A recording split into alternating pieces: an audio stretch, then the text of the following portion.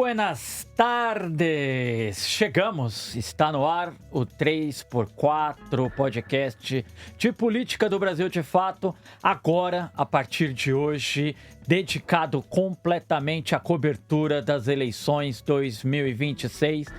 Durante este ano, pelo menos até o dia 26 de outubro, quando acontece o segundo turno das eleições, você acompanhará por aqui um debate sobre os temas da semana relacionados às eleições, os bastidores, entrevistas com candidatos, com personagens importantes das eleições brasileiras. Essa que promete ser uma das eleições, se não for a mais importante da história recente do país, onde teremos nas urnas o enfrentamento entre o atual presidente Luiz Inácio Lula da Silva, que tenta sua quarta eleição à presidência da República, e Flávio Bolsonaro, filho do ex-presidente Jair Bolsonaro.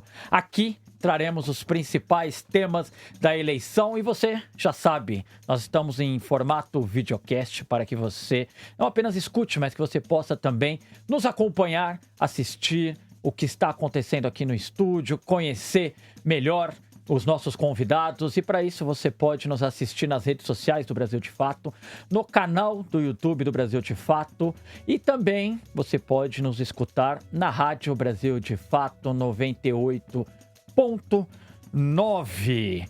Olha, hoje tem aqui dois convidados especiais, duas figuras muito íntimas do nosso programa, começando com ele, ex-presidente do PT, ex-congressista, José Genuíno. José Genuíno, à esquerda, perdeu contato com a classe trabalhadora. Boa tarde. Boa tarde. A classe trabalhadora mudou e a esquerda não entendeu e não compreendeu essas mudanças para continuar defendendo os seus direitos, os seus interesses. Tá certo, tô aqui também com o cientista político Paulo Roberto de Souza. Paulo, a esquerda perdeu contato com a classe trabalhadora? Em parte, sim. Tá certo, e assim começa o 3x4, essa edição especial. E o debate de hoje, como você já percebeu, é sobre o mundo do trabalho dentro das eleições. O universo do trabalho, a vida do trabalhador vive agora em 2026 uma quadra histórica fundamental, onde entenderemos melhor de que lado e quem está de que lado do trabalhador, do empresariado, quais pautas cada lado defende. Há dois projetos importantíssimos colocados em pauta este ano que ajudará a demarcar ideologicamente o debate político das eleições. O fim da escala 6x1 e o projeto que regulamenta a profissão dos trabalhadores por aplicativo. De fundo, nesse debate, há também um outro debate ocultado, que é a relevância dos sindicatos. De que forma têm se posicionado os sindicatos e como os candidatos ligados a esses sindicatos devem se colocar na eleição.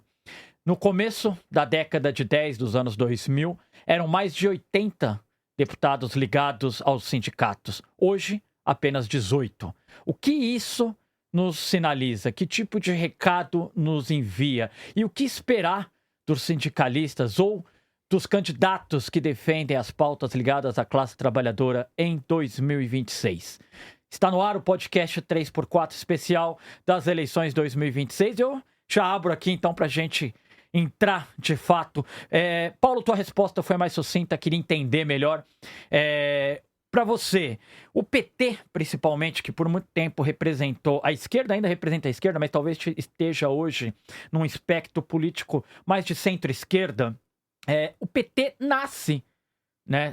O embrião do PT é no seio da classe trabalhadora, é dentro do sindicalismo. Porém, o que nós vemos depois, agora já mais de 40 anos após a fundação do Partido dos Trabalhadores, carrega, portanto, a classe no nome, é um distanciamento do próprio PT, do governo, dos governos petistas da classe trabalhadora, não? Eu acho que em parte sim, Igor. Né, já pegando um pouco o que o Genuíno falou na definição dele, o mundo do trabalho mudou muito, e o campo institucional partidário principalmente do campo progressista, mais efetivamente do campo da esquerda, vem acumulando nas últimas décadas alguma dificuldade de se refazer, de se reorganizar, de trazer novas lideranças, juventudes que possam acrescentar num debate interno sobre algumas das transformações significativas muito aceleradas que tivemos nas últimas décadas, dentre elas a do mundo do trabalho.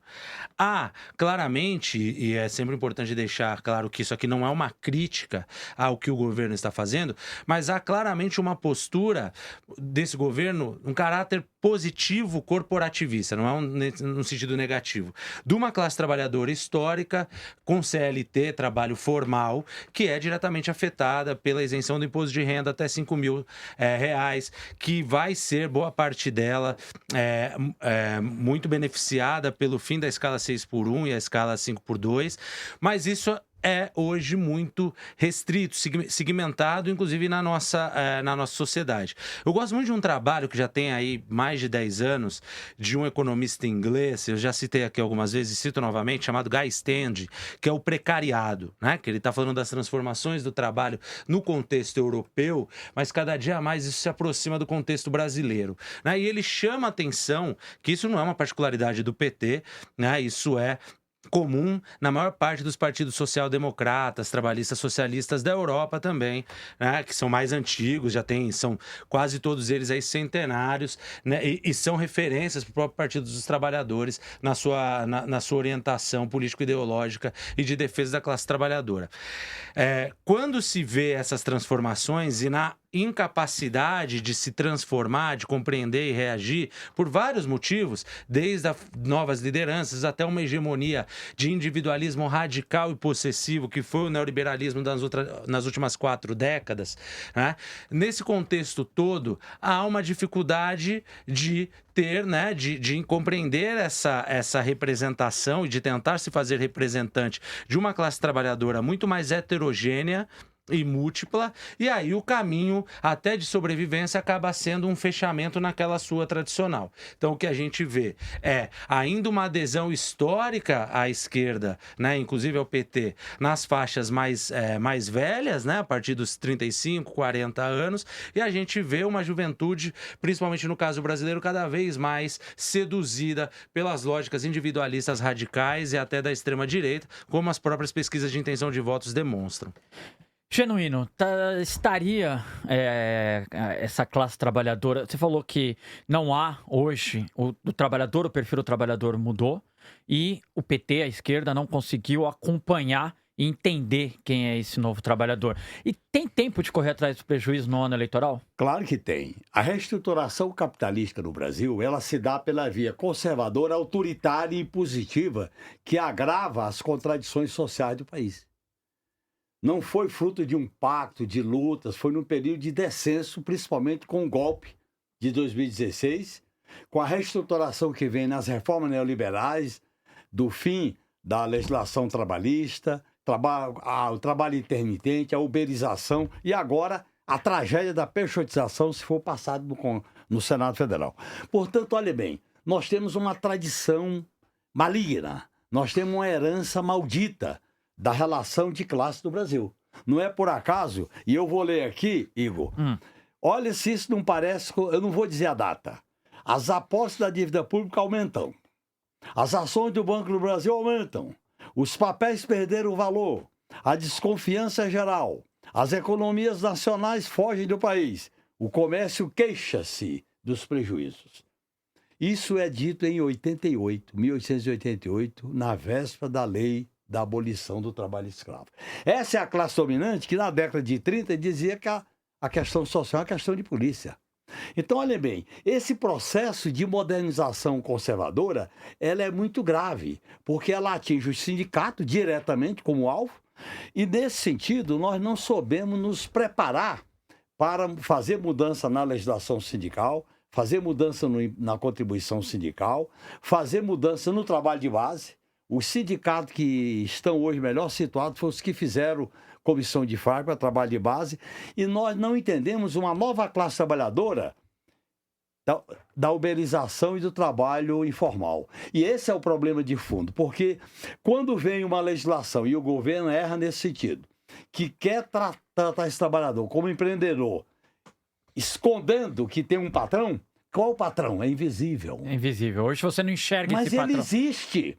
Qual é a relação do uberizado? É com o patrão que tem a empresa.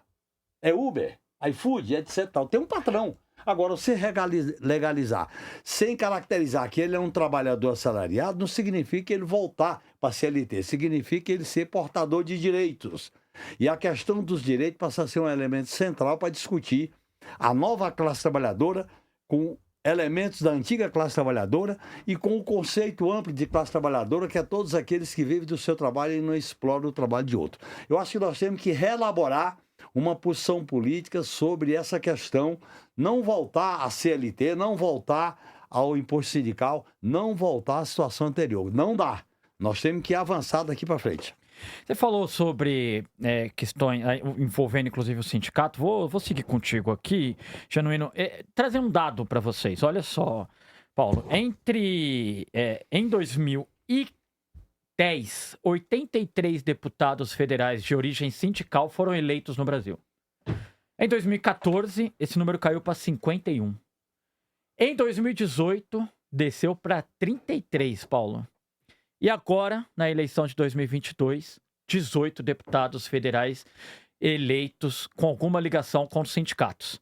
E vejam, o que chama mais atenção é Vicentinho e o Paulinho da Força, gostemos ou não do Paulinho da Força, é um sindicalista histórico no país.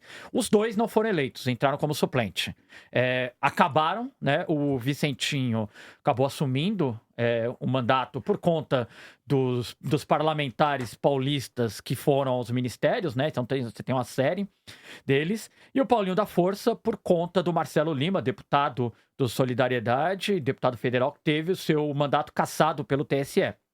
Por conta da troca de partido, né? Ele saiu do Solidariedade sem justificativa, teve o mandato cassado, o Paulinho assumiu o mandato. Ou seja, nós teríamos dois líderes históricos ligados... Das duas centrais sindicais. Das duas centrais sindicais. Foram presidentes. Da CUT e da Força Sindical. Da Força Sindical, tá? Esse ano, não teremos nas urnas Luiz Marinho. Também ex-presidente de Central Sindical. Luiz Marinho, prefeito... Mas vai ter no lugar dele o presidente do sindicato. Exato, Moisés Celerges. Moisés Celerges. Estará no lugar dele, concorrerá com o apoio do Luiz Marinho. E aí eu fico pensando, pra gente falar em duas pernas aqui esse assunto, né? Por que ao longo, uma pergunta aí que quase ninguém fez, né? Por que ao longo desse século os trabalhadores passaram a olhar para esses sindicalistas e não confiar o voto, né? Ou seja, por que perante a sociedade eles se tornaram figuras que não merecem a confiança, o voto? Para onde tem ido esse voto? As categorias corporativas diminuíram drasticamente o seu papel na economia. Esse é o problema, primeiro. Portanto, o corporativismo sindical ele foi se enfraquecendo porque a base social desse corporativismo diminuiu violentamente. Com a reestruturação capitalística da indústria 4.0, do trabalho intermitente, do trabalho informal. Portanto, há um problema estrutural da reestruturação do capitalismo. Por exemplo, a financiarização, a uberização, o trabalho intermitente, a questão do empreendedorismo. Isso gerou um enfraquecimento social.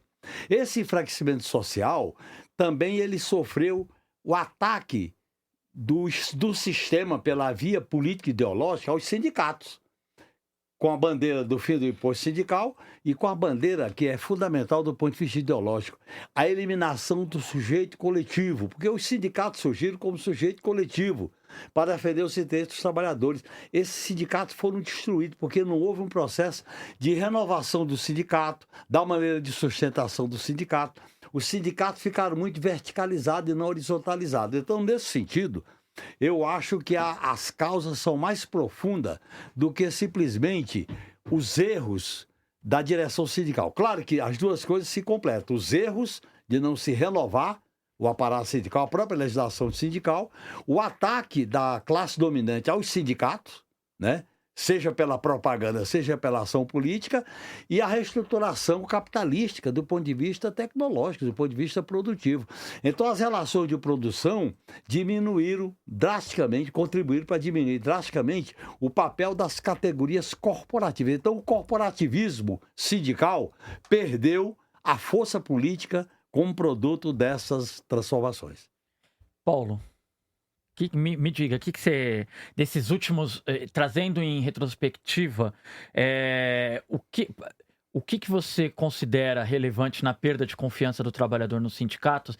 E aí eu queria te escutar numa segunda perna, para onde tem ido esse voto? Onde você acha que hoje o trabalhador ele prefere votar em quem, se não no sindicalista? Que pauta ele tem defendido na urna?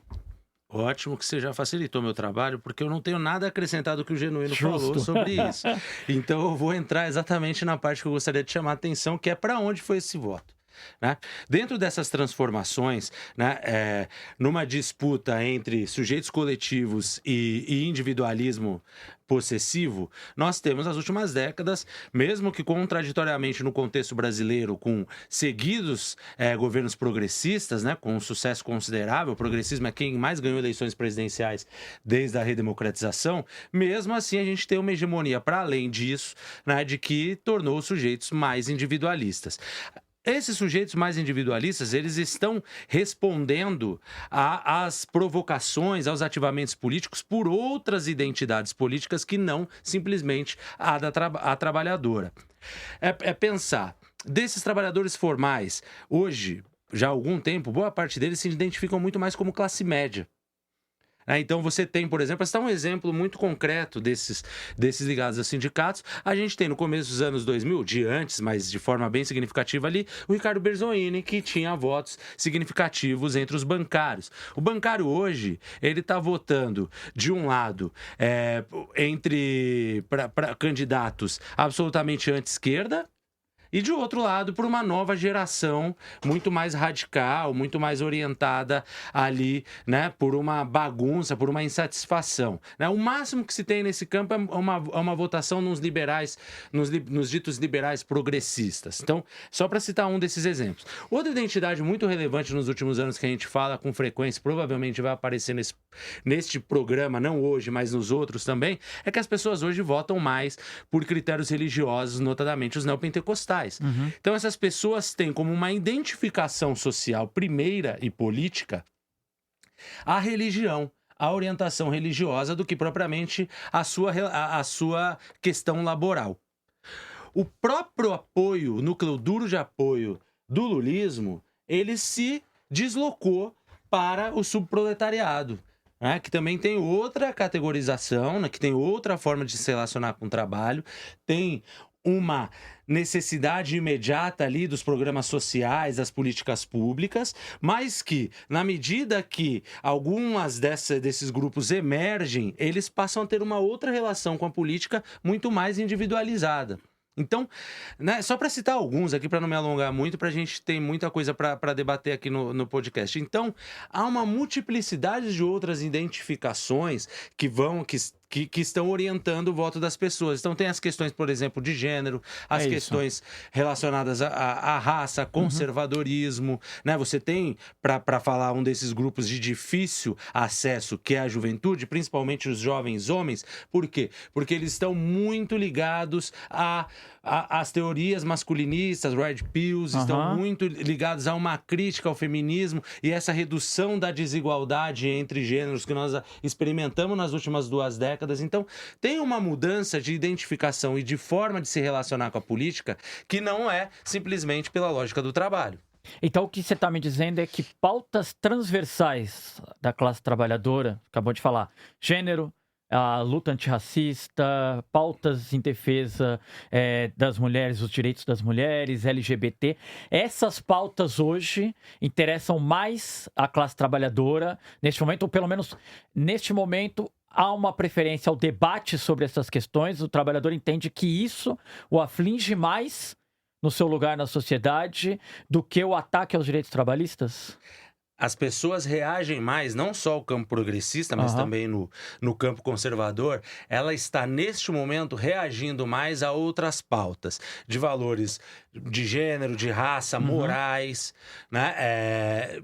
O grande debate, é por isso que a extrema-direita ela consegue mobilizar tanto pelo pânico moral, né, como ela mobilizou, é exatamente porque as pessoas estão respondendo de diversas formas. Tem quem responda como trabalhador, certo. que isso importa mais? Tem.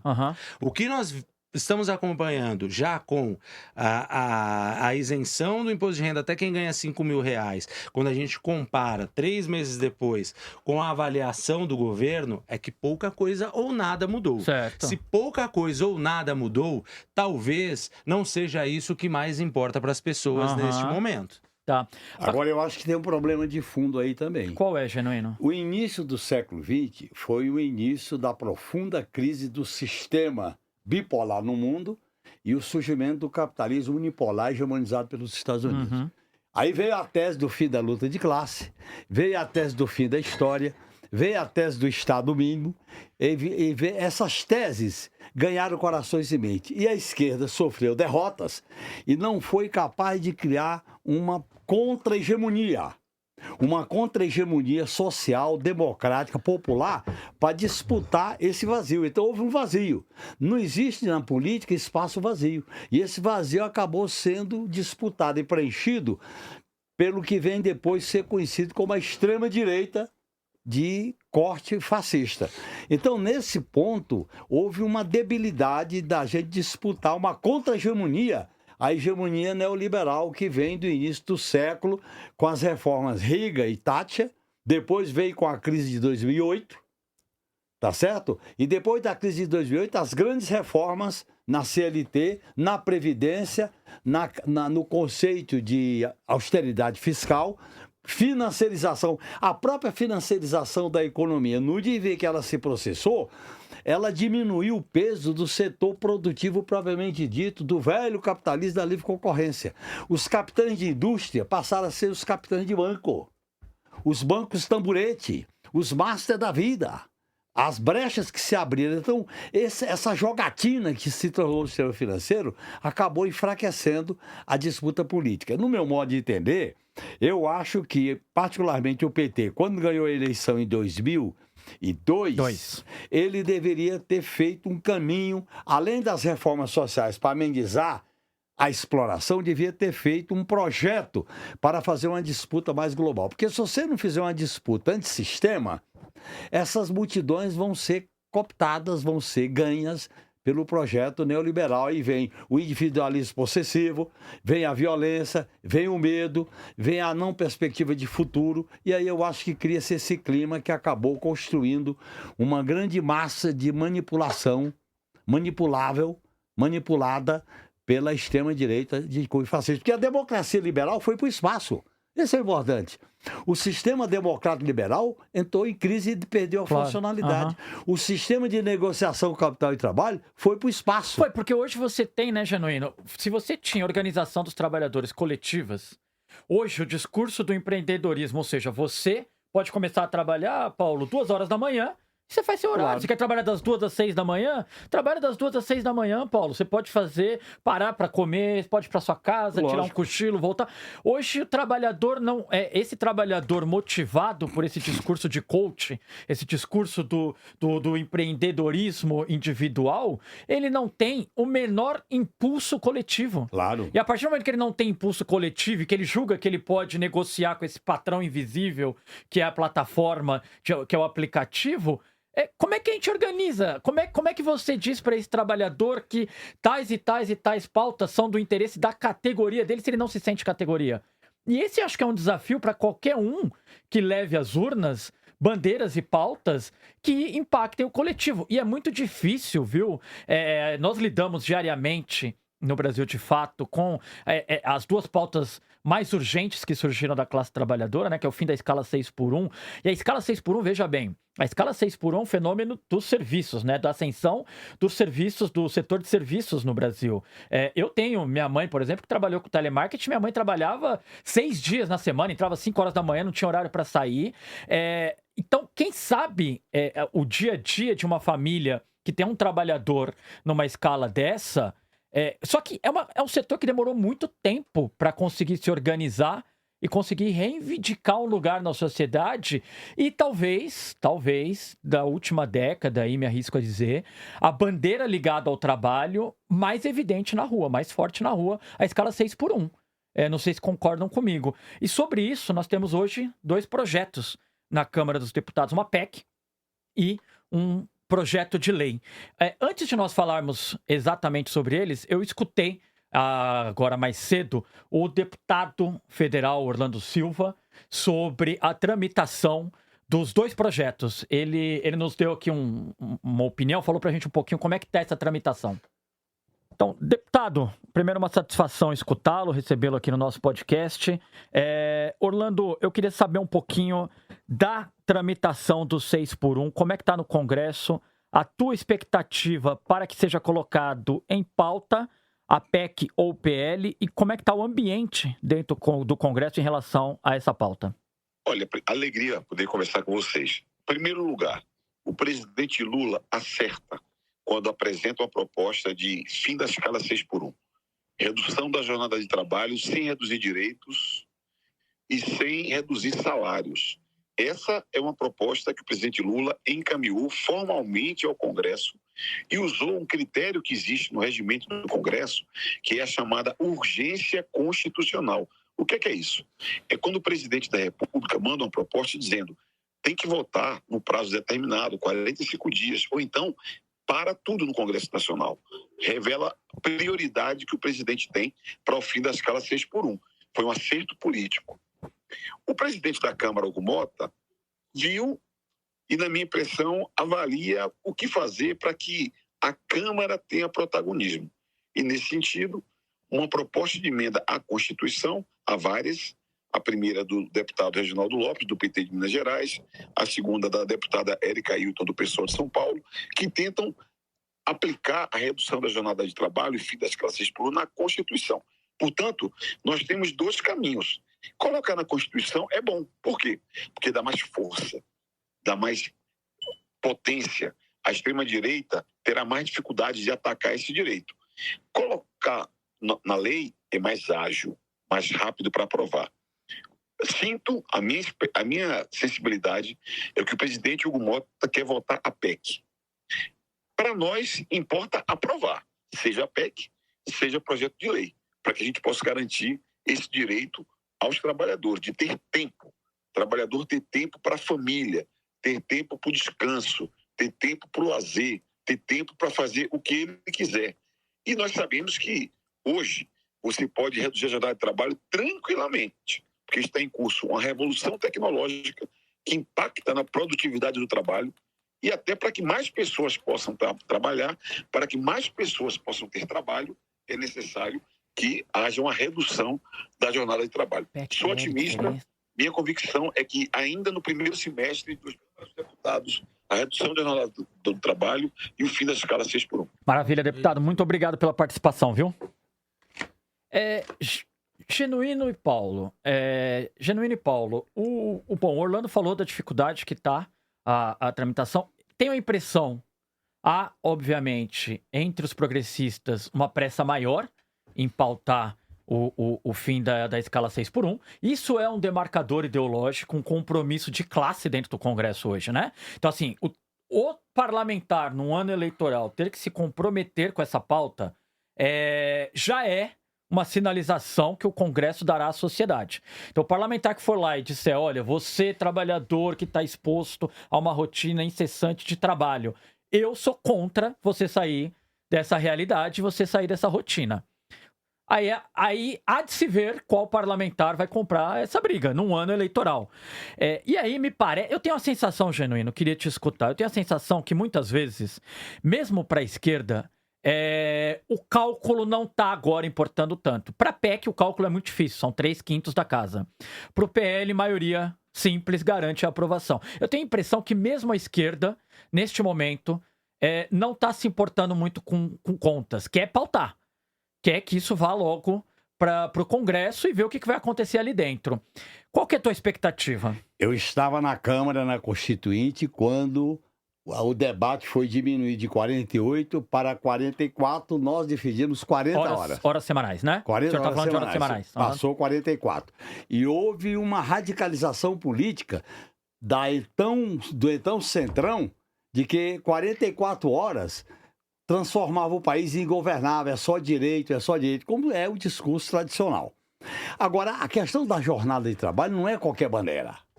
Analise a história do capitalismo. A jornada começou com 16 horas, passou para 14, passou para 12, passou para 10, passou para 8. E agora está essa discussão no mundo inteiro. Porque a jornada de trabalho é um elemento central da classe trabalhadora para enfrentar o capitalismo. Por isso que é uma bandeira estratégica. É assim na história do capitalismo. E no meu modo de entender, eu acho que no quadro atual de eliminação de direitos, e o neoliberalismo se caracteriza pela destruição de direitos, eu acho que é mais seguro você constitucionalizar direitos. Porque a constitucionalização de direito, diante de um retrocesso, vai exigir um quórum muito elevado para eliminar aquele direito. Agora, é claro que, ou com a PEC ou com o projeto de lei, o importante é ter a garantia. Essa garantia, na minha avaliação, ela tem que vir acompanhada de uma outra questão. Os direitos da classe trabalhadora não se reduzem apenas à jornada. A jornada é essencial. Mas você tem que discutir, por exemplo, o direito ao meio ambiente, o direito ao lazer, o direito ao esporte, o direito à cultura, o direito à segurança, o direito ao meio ambiente saudável, o direito a uma vida digna, o direito à felicidade. A questão que move a gente para discutir com a nova classe trabalhadora, eu acho que é a plataforma de direitos. Mas plataforma de direito não é voltar à situação da era vaga da CLT. Não dá para voltar. Nós temos que evoluir daqui para frente, porque o neoliberalismo quer acabar com os direitos. O neoliberalismo é a negação de qualquer direito. Ele quer colocar as pessoas no nível do assistencialismo. É tanto que eles têm como objetivo desvincular as receitas da saúde, da educação e do salário mínimo da Constituição. Então, esse é um embate estratégico que vale a pena a gente discutir. Agora, esse embate estratégico leva nós a discutir um outro tema que vai ter relação com isso, que é as condições de trabalho. Como atingir as condições de trabalho? Como garantir salário igual para trabalho igual? Aí entra na questão do preconceito contra a mulher. Nós temos que pegar essa bandeira e relacionar com outras bandeiras relacionáveis dentro de uma visão transversal. Legal. Antes de passar para o Paulo, o Orlando Silva, o Genuíno falou de estratégia, o Orlando Silva tinha dito do avanço da direita em cima dessa pauta.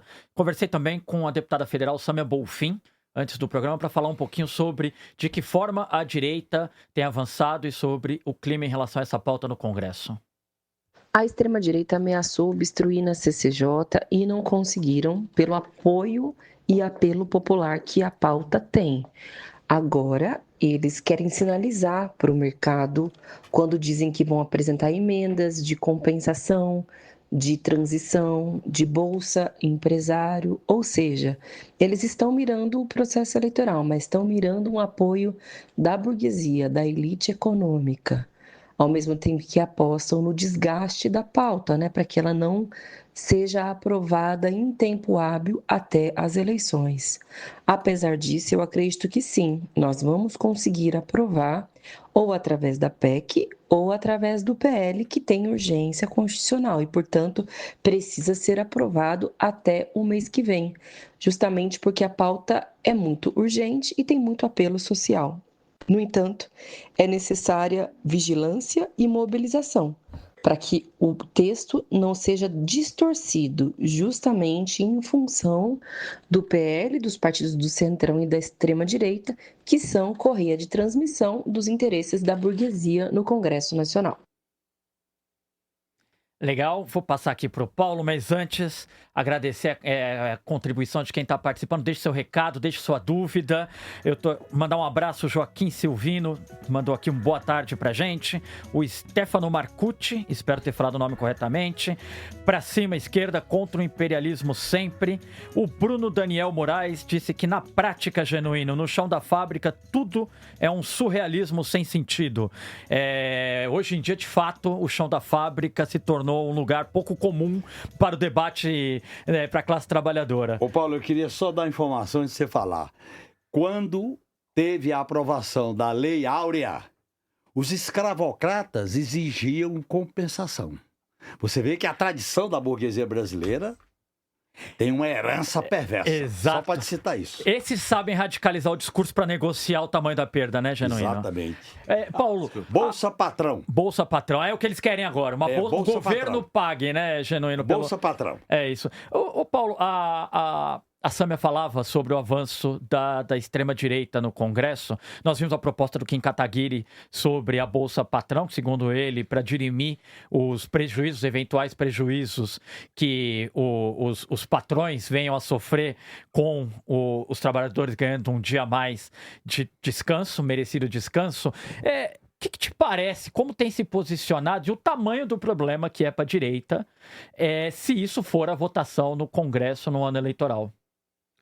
Bom, 2 pontos, né? O primeiro é que eu acho importante a gente observar como a extrema-direita é muito transparente, né? Ao contrário do que a gente imaginou no início da ascensão dela, há pouco mais de 10 anos atrás, que eles só se orientam por fake news. Não, eles também se orientam por verdade. Eles têm lado, eles estão defendendo o lado deles, né? E isso está muito claro. Quais são os possíveis prejuízos? Vai depender de como a sociedade, os grupos de interesse, principalmente os mais afetados, vão receber essa transformação significativa, não é pouca coisa, né, na mudança de escala de trabalho. E o que eu estou querendo chamar a atenção disso? Porque há uma impressão que aparece em algumas entrevistas de grupos focais e tal, que o sucesso do lulismo hoje também se torna um problema para ele. Quer dizer o seguinte, há um reconhecimento, a gente sabe, por diversos trabalhos, diversas pesquisas sobre Bolsa Família, sobre o próprio lulismo, poderia ficar falando de diversos trabalhos importantes aqui, há um reconhecimento, né, naquele momento de que houve uma transformação significativa na sociedade brasileira por causa das políticas públicas, programas sociais, etc, etc. Ok. Passamos pela última década, né, por diversos problemas, como o golpe que o Genuíno já nos trouxe, governo Temer que passa uma reforma trabalhista que não foi aprovada nas urnas, vale lembrar, né? Vem o governo Bolsonaro, nós temos uma queda significativa, Covid, etc. Há uma recuperação muito rápida do país, que mostra a força de toda essa estrutura criada pelos primeiros governos Lula e também na continuação com Dilma. Mas a sensação de boa parte da sociedade é que o governo Lula não fez mais que obrigação. Falta um a mais. Falta ir além.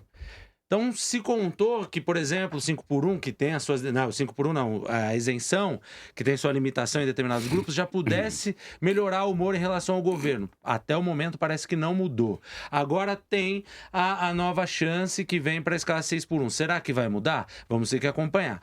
De todo modo, para quem se posicionar contra, algum incômodo já vai gerar.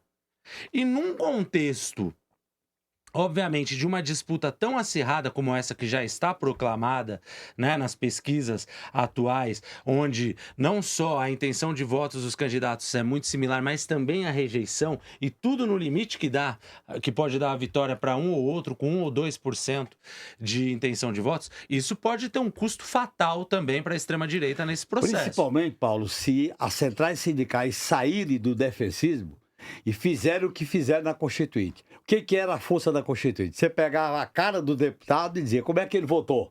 Certo. Até hoje tem um livro que gerou muito protesto, que era o mapa de votação. Certo. Isso divulgado em praça pública. Isso foi feito ano passado, Genuíno. Faz um painel com a lista dos deputados de São Paulo. Olha no celular. Aí bota a lista de como é que eles votaram. E claro, não precisa Não um painel. Difícil. Não é difícil. Você põe um painel eletrônico. Agora, as centrais sindicais têm que sair dessa...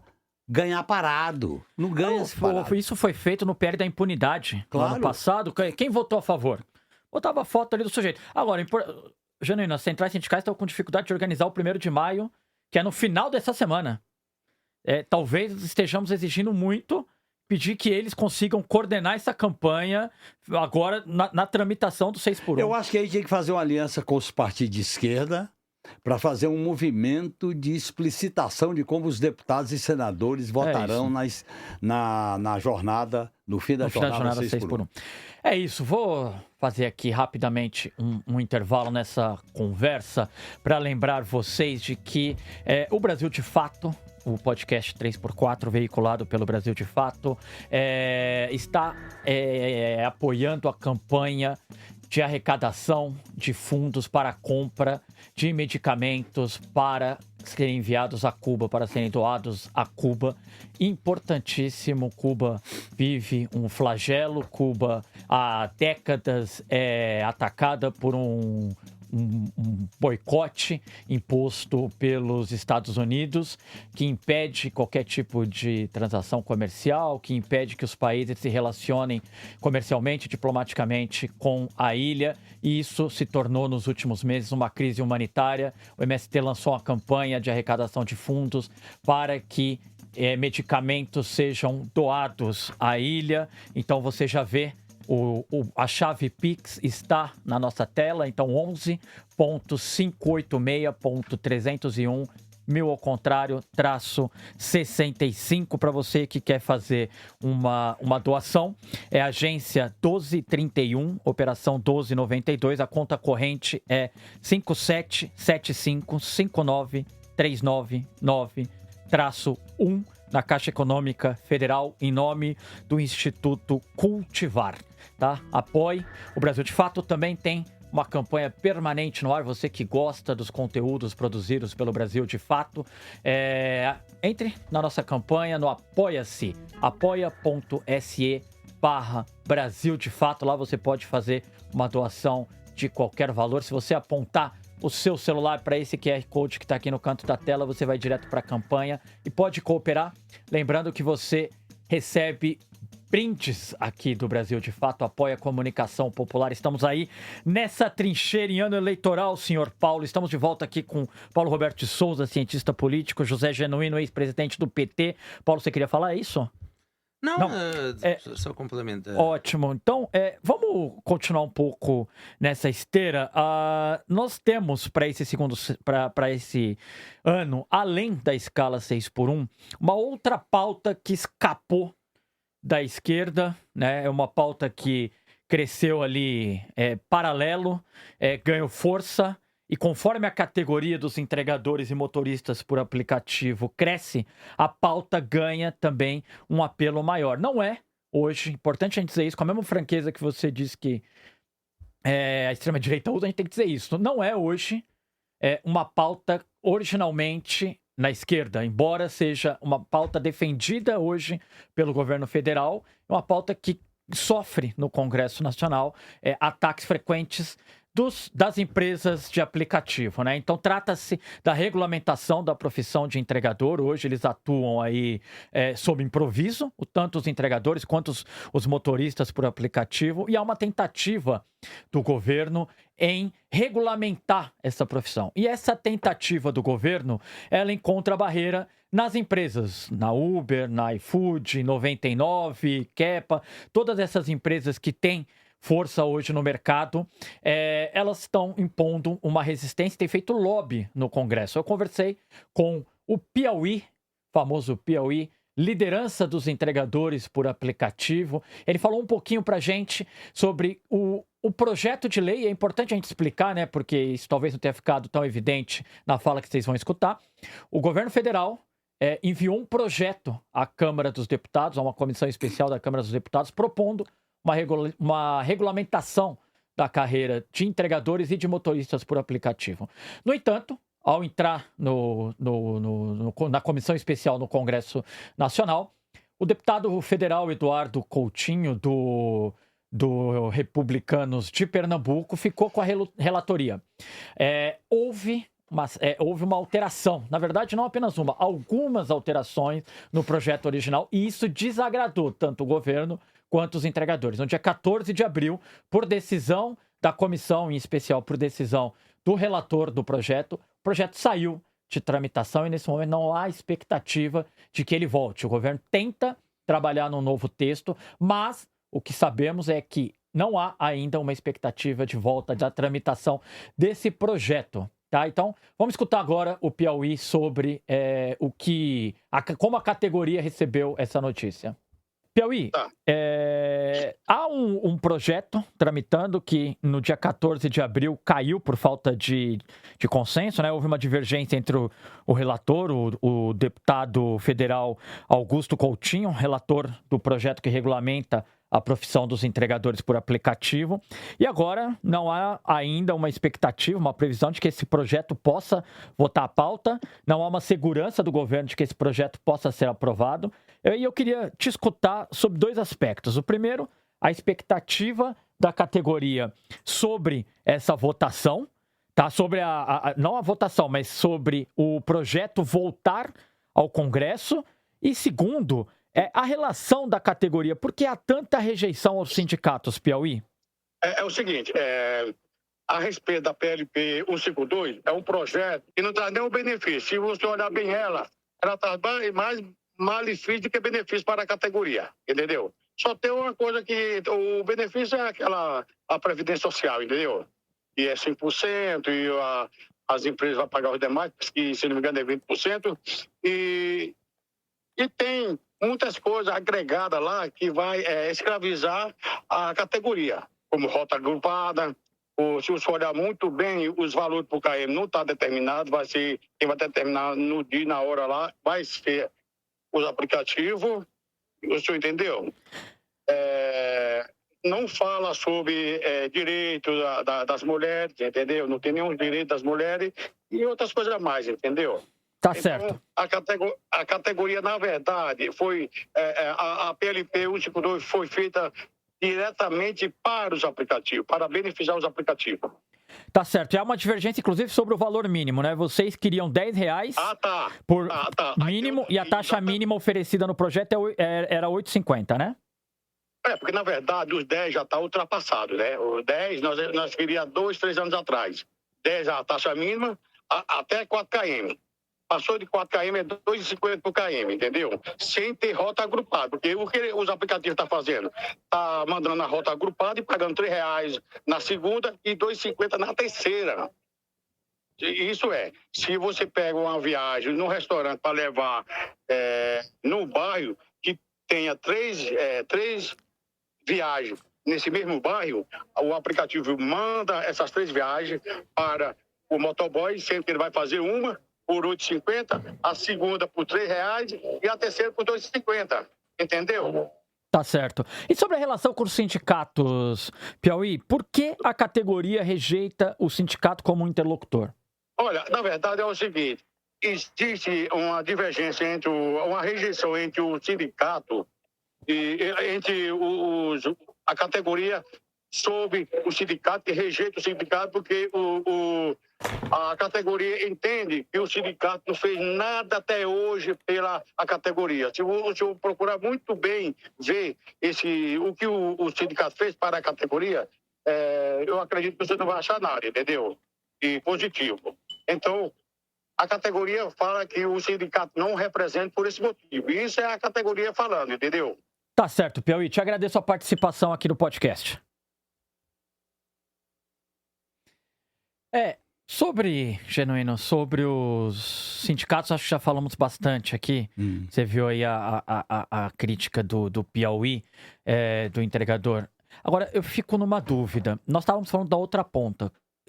Quem o eleitor está buscando na urna, que ele não enxerga mais o sindicalista como representante.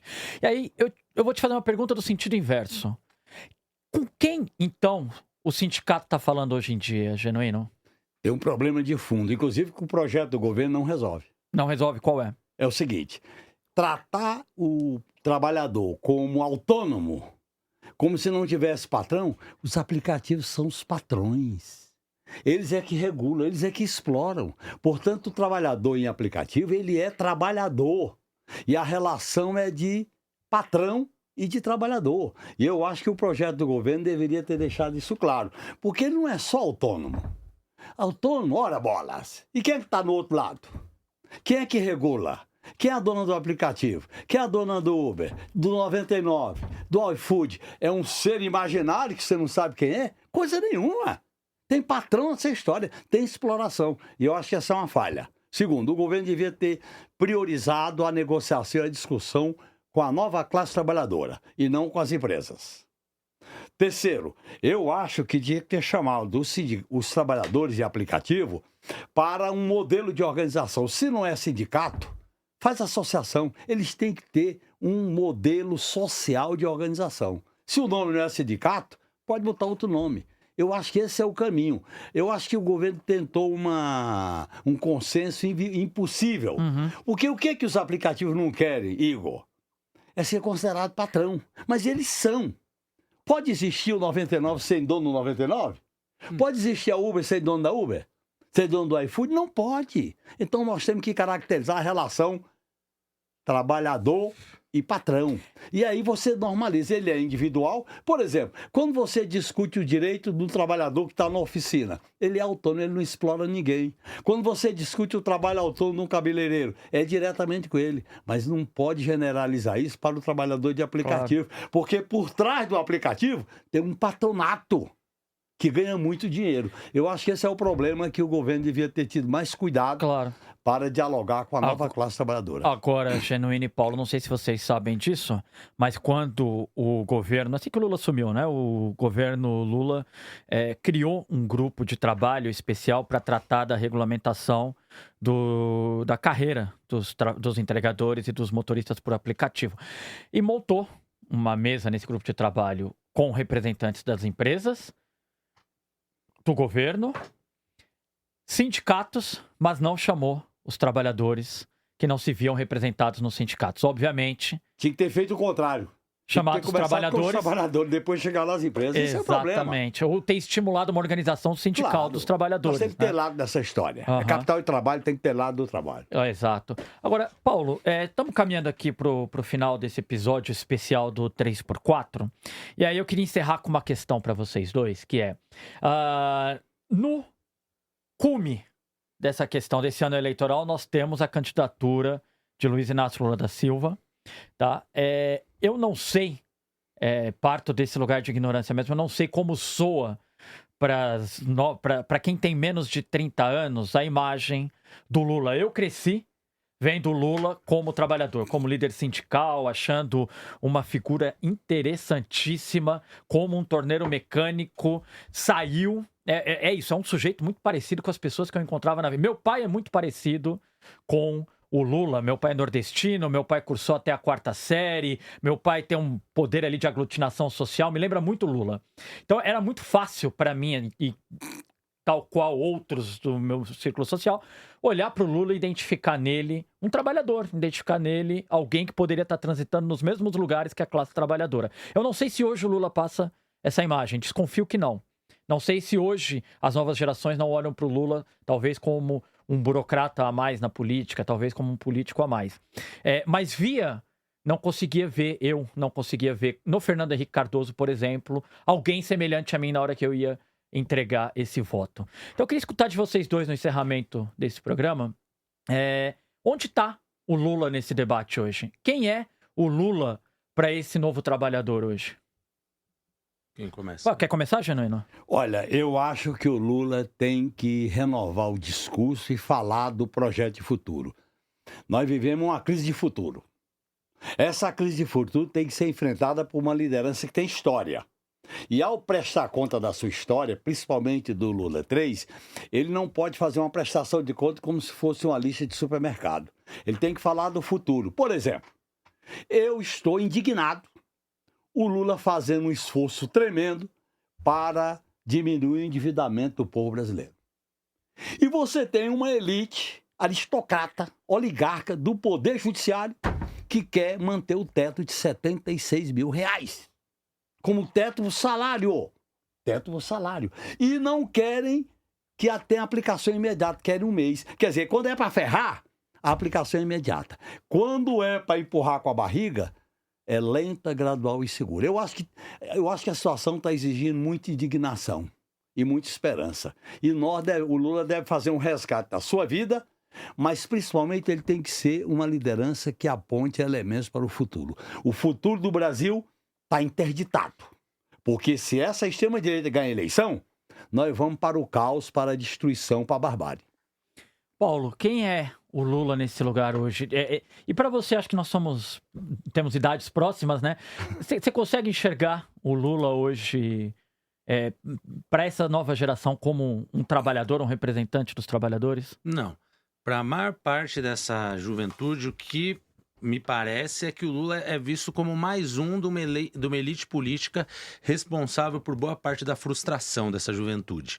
Tá, ele já está muito distante, né, dessa juventude que mal ainda se entendeu dentro da classe trabalhadora, qual que é o lugar dela, quando consegue trabalhar, porque, né, vive de trabalhos ali pontuais, boa parte delas. É alguém que já está no campo político, já no seu terceiro mandato indo para o quarto, e que, né, tem... não só aí, não restritamente ao Lula, mas todo o entorno que também diz respeito ao seu governo, e isso tem consequência na sua imagem, de alguém que está cumprindo tarefas, né? Quase como de forma muito burocrática mesmo, entrega muito.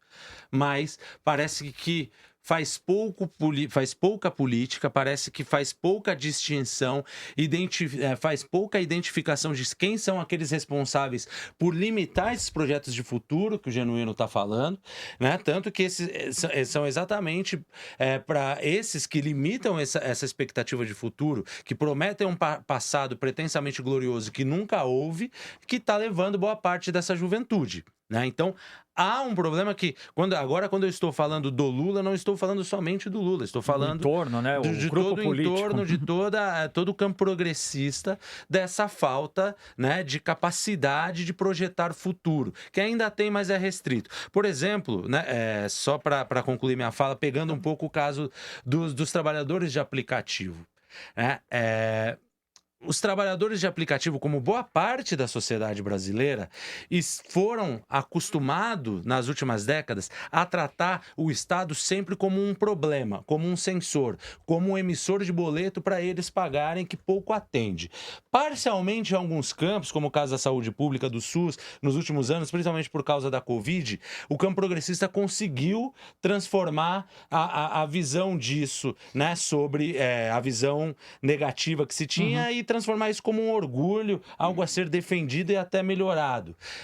No que tem o campo, por exemplo, do trabalho dos trabalhadores de aplicativo, primeiro que há muito preconceito, há muita estigmatização por parte do próprio campo progressista sobre eles e sobre a agência que eles têm sobre a tomada de decisão do que eles querem para a vida. O primeiro ponto é, obviamente, chamá-los para participar e entender quais são os interesses desse processo, o que não ocorreu.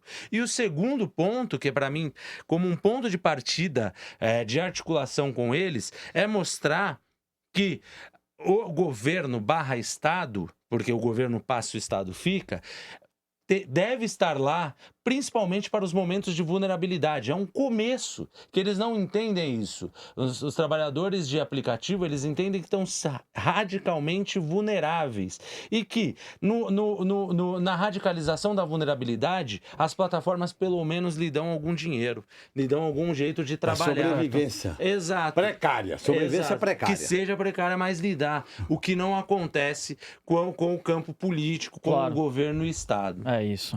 É isso, senhores. Muito obrigado pela presença dos dois. Eu estou muito feliz de inaugurar essa nova etapa do 3x4 com vocês. Vamos daqui até as eleições, até dia 25 de outubro, quando acontece o segundo turno das eleições. Vamos juntos. Muito obrigado. Tá? Forte abraço, até a próxima oportunidade. Chegamos ao fim deste episódio especial do 3x4, que começa a sua temporada de cobertura das eleições. Lembrando que se você quiser continuar acompanhando a cobertura não só das eleições, mas dos temas do dia, da agenda política do Brasil, acesse brasildefato.com.br. Se você tem algo a dizer sobre o 3x4, vá até o canal do YouTube, deixe lá sua dúvida, sua mensagem, sua crítica. Esse programa ficará disponível também nos principais tocadores. O Spotify é um exemplo deles. Lá você também pode deixar um recado. O 3x4 ele é apresentado e roteirizado por mim, Igor Carvalho.